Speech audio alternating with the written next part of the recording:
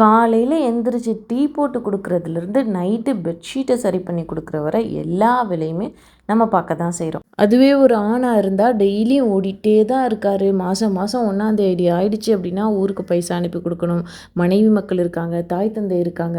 அது ஒரு ரெகுலர் பேஸாக செஞ்சுக்கிட்டே தான் இருக்கும். ஆனால் ரசூல்லா சொல்லி காமிக்கிறாங்க, இதா அன்ஃபக ரஜுலு அலா அஹ்லிஹி யஹ்தசிபுஹா ஃபஹுவ லஹு சதகா. யார் தன்னுடைய குடும்பத்துக்கு நன்மையை எதிர்பார்த்து செலவு பண்ணுறாங்களோ அதுவும் சதக்கான்னு ரசூல்லா சொல்கிறாங்க. நம்ம செலவு பண்ணுறோம் தான், அது நம்முடைய உடல் ரீதியாகவும் எல்லா விஷயமும் நம்முடைய ஃபேமிலிக்கு பார்க்குறோம். அதே மாதிரி பைசா ரீதியாகவும் பார்க்க தான் செய்கிறோம்.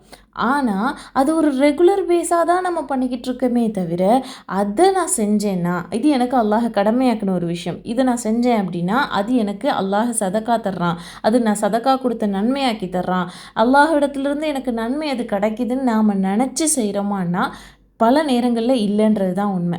ஸோ நம்ம என்ன செய்யணும், நம்ம செய்யக்கூடிய ஒவ்வொரு செயலுக்கும், அம்மாவுக்கு காசு அனுப்பி கொடுக்குறதா இருக்கட்டும், நம்முடைய ஃபேமிலியை நம்ம பார்க்குறதா இருக்கட்டும், எல்லா விஷயத்துக்குமே அல்லாஹ்விடத்திலிருந்து நன்மையை எதிர்பார்த்து செஞ்சு சதக்காவுடைய நன்மையை பெறுவோம், வெற்றியடைவோம். அஸ்ஸலாமு அலைக்கும் வரஹ்மத்துல்லாஹி வபரகாத்துஹு.